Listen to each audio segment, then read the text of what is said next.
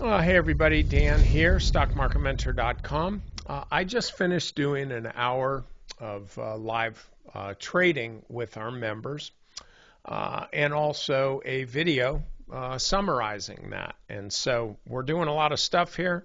This is free. And so we'll get to this. I will say, if you haven't been a member of Stock Market Mentor, check it out. We've got me and Scott and Rocky. We're working our butts off trying to help our people become better traders and more profitable traders. The cost of admission for the first 30 days is like zero. Okay, so let's get to range resources. This is stocks up 5%. Volume's pretty good. Almost about half of the volume for the day is already traded.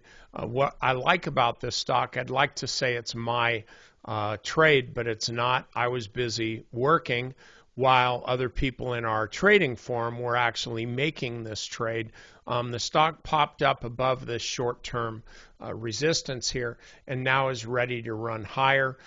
I like this trade. I think it works really well. The one thing I would suggest is if you're making this trade, probably maybe 10% is a pretty wide stop.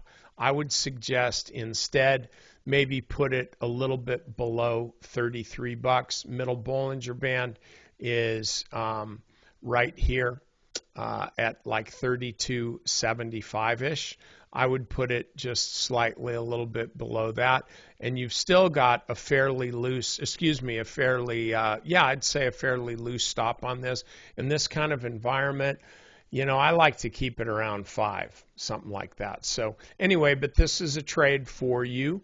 One thing to think about is the way this is traded around the volume weighted average price. It had a big move here, and now it's still above this by less than 2%. So anyway, that's a trade that you might want to take in an otherwise very choppy market.